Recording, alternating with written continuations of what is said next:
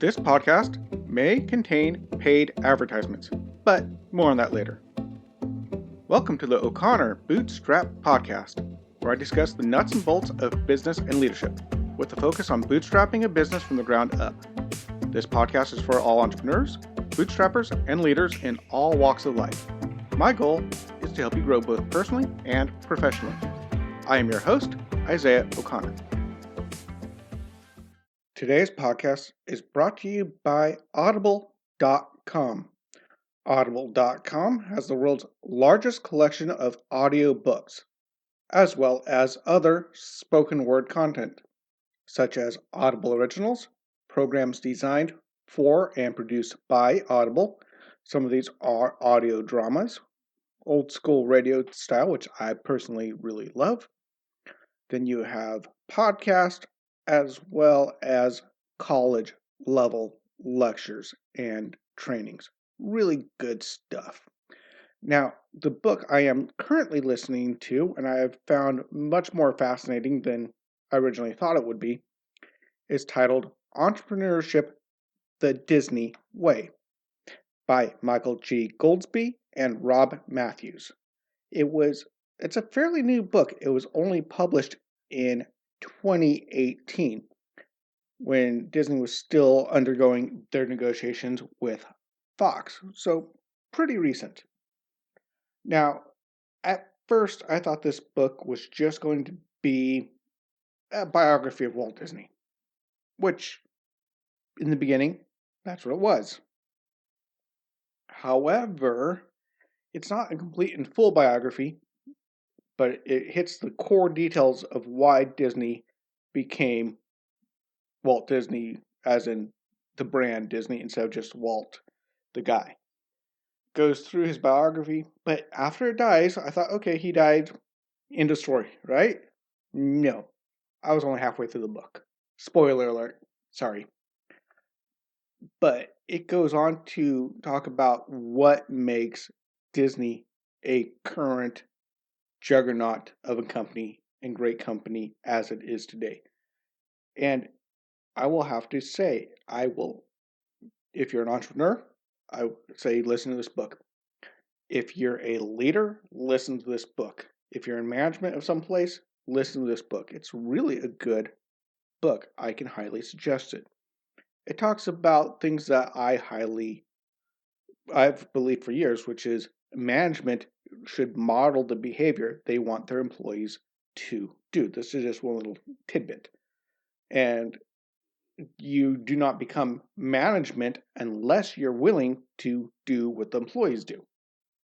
So if you see a manager walking around Disney, and if you see him spot a piece of trash on the ground, he will walk over and pick up that piece of trash and throw it away.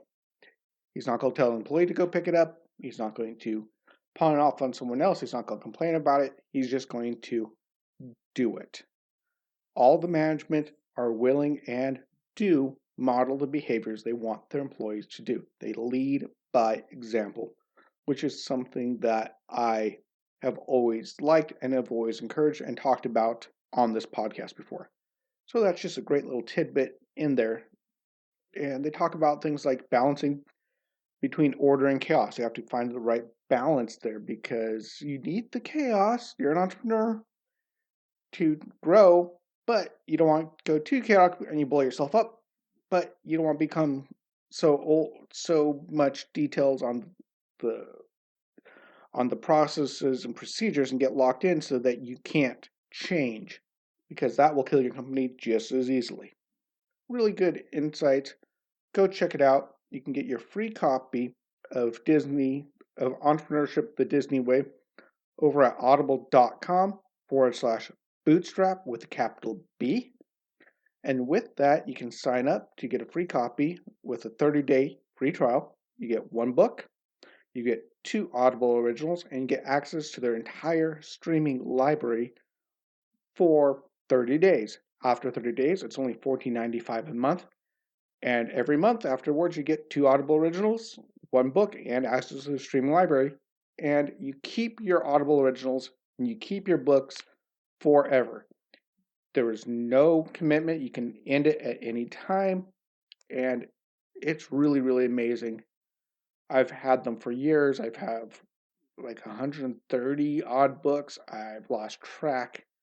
It's amazing. And there's been times where times have been tough and I've had to stop for a while. And I was able to stop and I can still listen to all my books. I have books from 10 years ago I can listen to. Even when I've stopped my thing, I keep the books. They stay with me. They're amazing. Go check them out. Audible.com/bootstrap. Get your free book and you will help me out as well with the podcast. Thank you so much. Now, today, sorry, it got up a little bit late. It's been a little chaotic with my new job. It's been hard for me to be on time. I'm sorry, guys. I do apologize. I am very thankful for those of you that do come back and listen to this podcast every 2 days in the week. It's been amazing. I've had a lot of special guests on. Just a heads up, I am having the author of the book 48 Days to the Work You Love, Dan Miller. He will be coming. I'll be interviewing him on Wednesday, so hopefully I'll have that up on Thursday. This is the guy who wrote the book that brought you this podcast because I started my own business, which led to this podcast after listening to that book. I do quote that book a lot. I talk about that book a lot. And so I'm very excited to have him coming up on the podcast here. I'll be interviewing him on Wednesday, unless there's some sort of technical difficulty. We'll get it in. And the week after that, I will have John David Mann, the co-author of The Go-Giver. So very excited about that. And actually, this swirl of interviewing people, I was actually interviewed. And today's podcast is the interview that occurred with me as the interviewee over on the World Balloon Network Facebook page and Facebook group. It's a lady named Diana Habostak. I hope I pronounced that right, Diana. And she interviewed me. She runs the World Balloon News. We talked about balloons. We talk about business. We talk about proper equipment, etc. Well, you'll hear it. But so without further ado, here's the interview with Diana over at World Balloon News. Welcome to World Balloon News, as I am speaking with Isaiah O'Connor, and he's in the Netherlands? Norway. Yes. Why do they both begin with N. Don't worry. Well, you stop over in the Netherlands on the way here, usually on the plane, so Amsterdam. Okay. You, Isaiah O'Connor runs also a podcast called Bootstraps. This has O'Connor Bootstrap podcast. Yep. And he's been doing quite well with that. Didn't you say you have like 30,000? I peaked at like 20,000 and then I had problems with my audio quality and it dropped down to like 1,000. But I've built it back up to around 3,000. It's been pretty steady growth. Now that I have an actual, podcasting mic, proper tools. Oh, so you got to have that awesome equipment. Yeah, my headphones went bad, and it wasn't that you don't have to have a perfect headphones and mic setup, but you have to have one that people can actually hear you and understand what you're saying.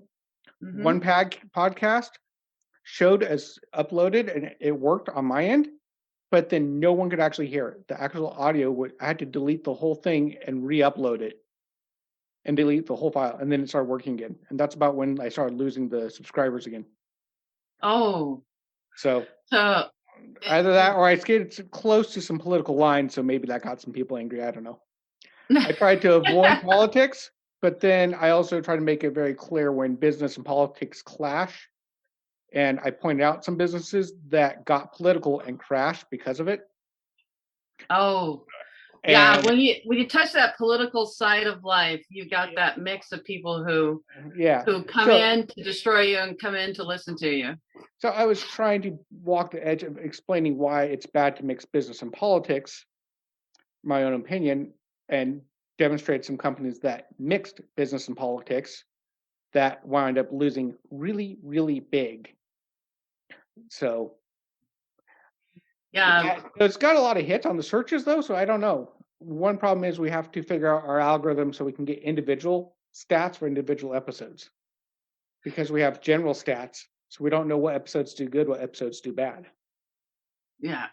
So when you're doing it's like anything, the algorithm is always the most important thing if you're going to do a podcast or YouTube or Twitter or anything like that to build your followings. You got to find that niche where people are interested, and then you kind of reach into that line where you want to hype it up a little bit but not cross the line, and then bring in more people that eventually find more material that you've done and enjoy your work. Yeah, and I think the biggest part though was my business partner said, "I can't hear you, dude." Like the audio quality dropped off, so you couldn't hear it unless you turned it all the way up and you're in a completely quiet room. So that's what I mean by bad audio quality, as in you couldn't hear me. Wow. And it sounded like I was recording fine, but I didn't realize my mic got a short in it. I was just using a headphone mic. Oh, like a phone mic. Yeah. So, and again, this ties into having the proper equipment to use for what you're doing. Investing in something that has that ability to stand up to a lot of use. If you're using a microphone to your headset, you're constantly taking the headset down, picking it back up, and that mic could get damaged. Yeah, and not only that, but you can use a laptop mic, but the thing is, I didn't realize there was damage to the headset mic. So I built up to 18,000 mainly using a laptop mic. Wow. Built in. So you can start with it, but it has to be cheap equipment, but it has to be sufficient to a degree. It has to be good enough to do the job. Just like in balloons.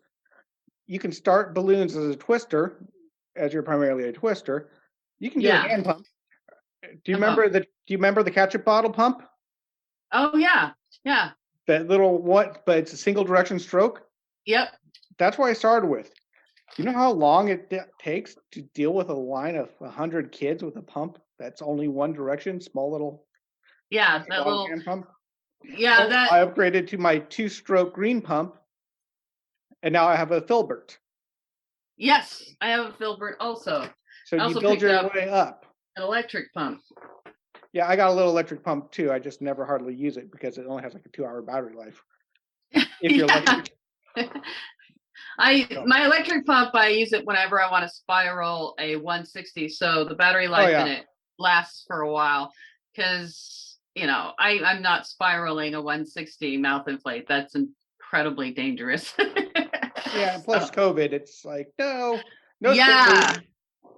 As many people knew that I was doing mouth inflating a lot, and then COVID hit, and but I have had a filbert for 5 years. So it was crack open the filbert technically and start using that. And it's been kind of a weird switch for me. Yeah. What was the things that devastated you during COVID, or what did you do to change in the COVID thing? Well, initially, I just kept trying to focus on other small businesses that were still open and running. But my biggest thing is, here's something about marketing, because I'm trying to keep it for my main audience too, since we're going to be using this on the podcast.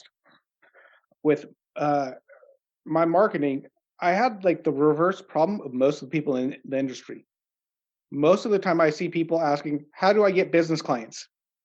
How do I land that big business? How do I get the car dealership? How do I get the mall? How do I get this?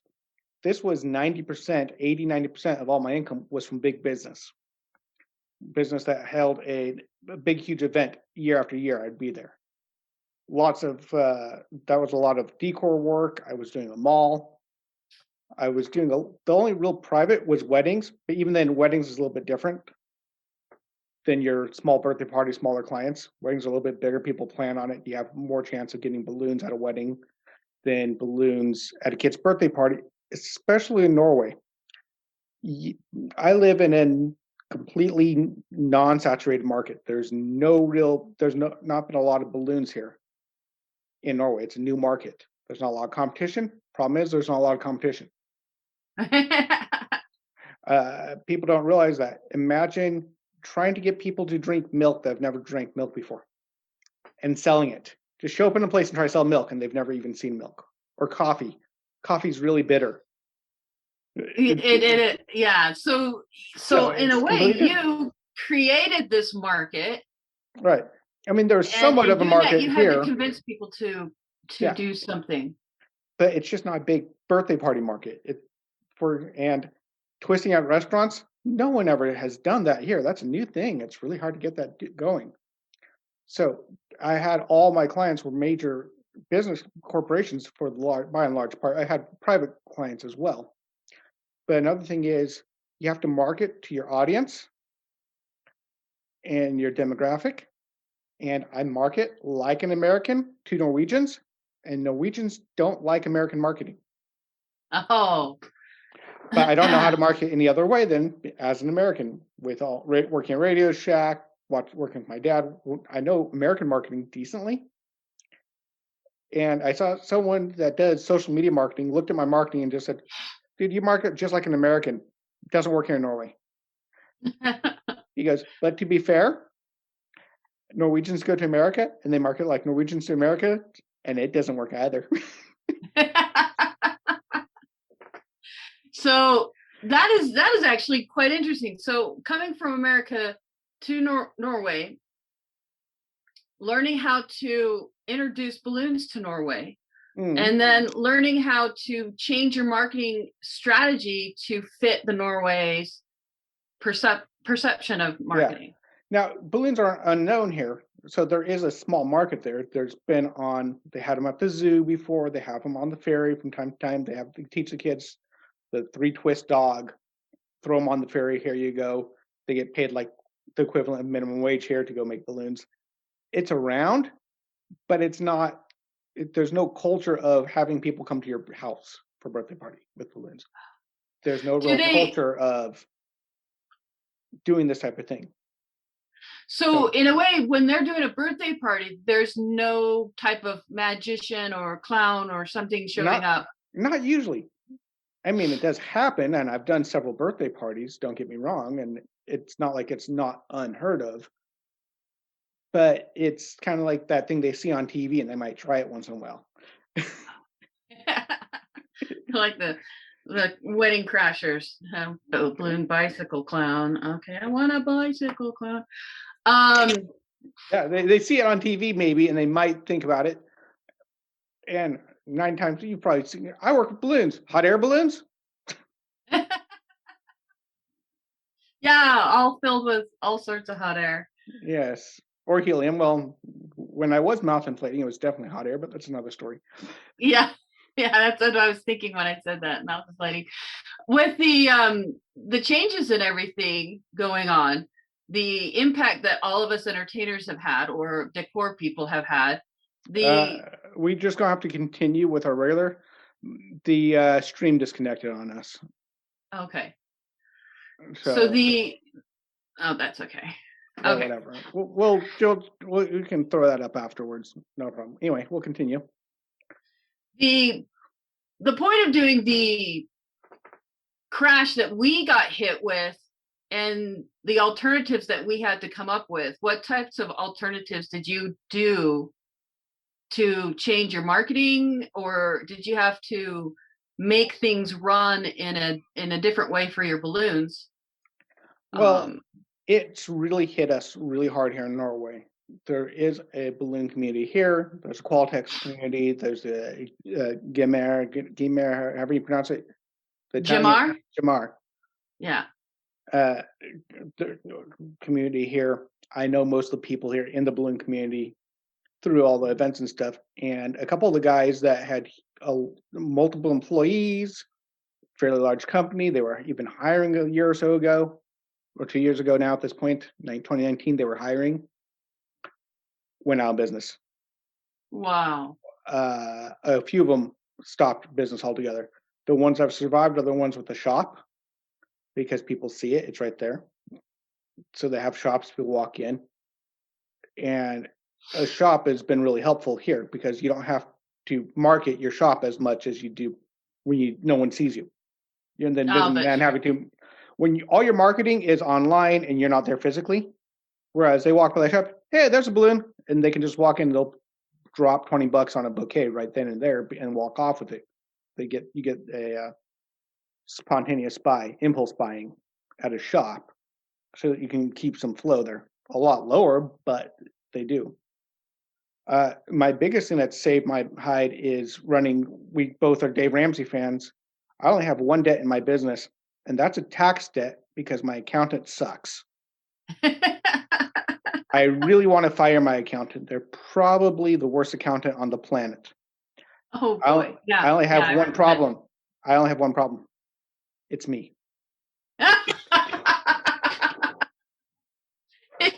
You can't fire yourself. Exactly. So I didn't figure. So it's time to hire a CPA. Yeah, except for like $50 an hour, which I can't afford.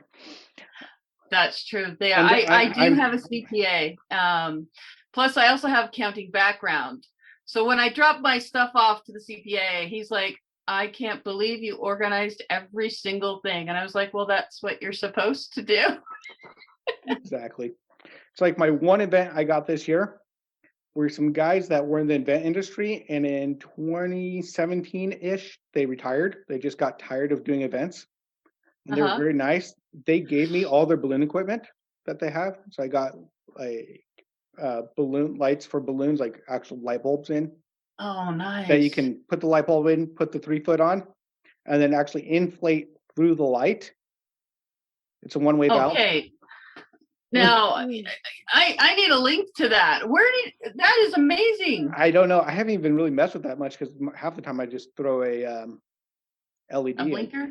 Yeah. Although that would have been better on some other ones where somebody popped all the balloons and sold my blinkers out because it was on the street. And the client was like, they're not blinking anymore. Can you replace the balloons? I'm like, it's not my fault.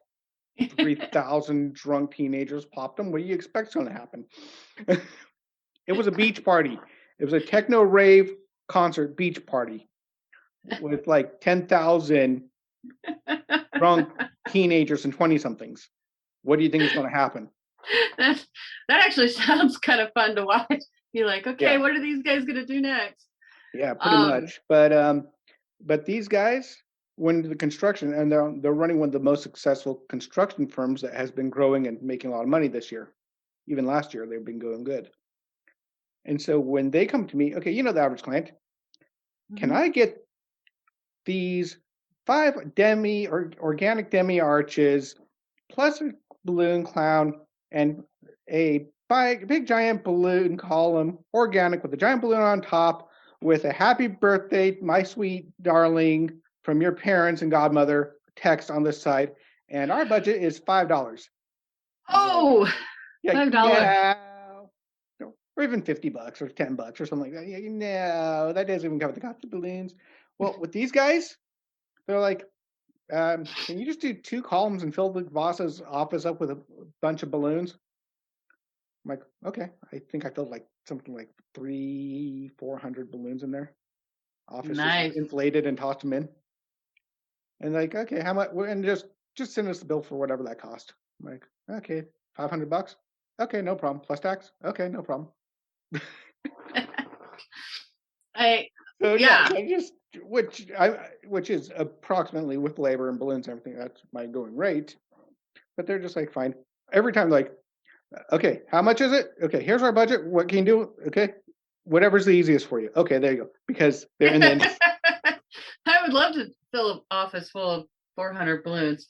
That would be a fun one. My challenge is possibly filling the trampoline, because I have a net around the trampoline, is filling the trampoline full of balloons. Yeah. One problem is about trampolines. I did my first kind of sort of decor work for a birthday party as a twister with no clue about decor. Yeah. And I had all my balloons laying on the trampoline in the sun, and that black thing on the trampoline pops them like crazy. The black mat on the trampoline pops them. So do it in the winter at nighttime. Just not in the daytime, because you're just not in the hot sun. Okay, good point. Maybe I should run a sprinkler underneath it so it'll keep it wet and cool. Maybe. Yeah, but anyway, the challenge is to fill that thing up. But that would be but challenges to the business. I had a 1-2 punch though. I lost my biggest client in 2019. Oh wow! I had a mall who, on the surface, they said it was mainly for environmental issues because of our lovely environmental friends out there. Yes, but realistically, they're losing money hand over fist because they're a mall. They overbuilt it right at the time when malls started going into decline. They just finished the additional wing just as the internet started taking off. Yeah.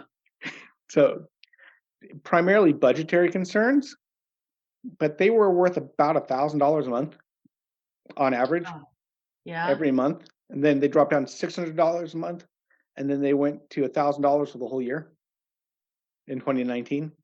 Wow. And they were representing about 80% of my income. So when I lost them, fortunately, I had only lost about 40% of my income from them because I developed my business out. I did a whole podcast on it called All Your Eggs in One Basket because I knew this was nice, but I couldn't be counting on this forever. That is the key point, is not having your eggs all in one basket, to diversify your portfolio of skills, and going out to be able to use those pictures to grasp other people to come into your business and be more versatile. Yeah, and different markets because I started trying to figure out a way to get into the private market. So I started doing more weddings, and I just did a massive wedding show with 500 people there. And out of that Wow. 500 people, there was one groom and the rest were brides, which was absolutely hilarious. Like, how many brides are here? Yay! How many grooms are here? One guy stood up, yay. That was fun. We stuck a bunch of helium balloons to the bridal veil and had it floating around behind them. Yeah. They'd done that the year before, and they used a lot of them, but they were barely holding up. So I said, okay, let's try to do this with 16-inch instead, which I think I overdid it just a wee bit because we only use 5 or 6 16 inches, but because they're 16-inch, I forgot how much more volume they have, how much more lift they have. So when Yeah. it came out, it was almost lifting it off her head. The effect though was really, really cool. I'll upload it to my page again, so you guys can. I'll upload it to World Balloon News afterwards, so you guys can take a look at it. It was That really would cool. be I that thought the would be effect great. came out really nicely. I just have to. I think I have to run it through my editing software and mute it because Yeah. there's a copyrighted song in there, and Facebook picks it up and goes meh. Yeah, you'll have to mute it, but you could always use something Anyway, for the I do background. have to run. My family is here now. Okay. And Say this hi to will the be a fam. great podcast. It's been kind of all over the place, but we'll try this again sometime. Try to get more on. Talk to you later. Oh, I'm excited. Thanks, Isaiah. Okay, bye-bye. Bye-bye.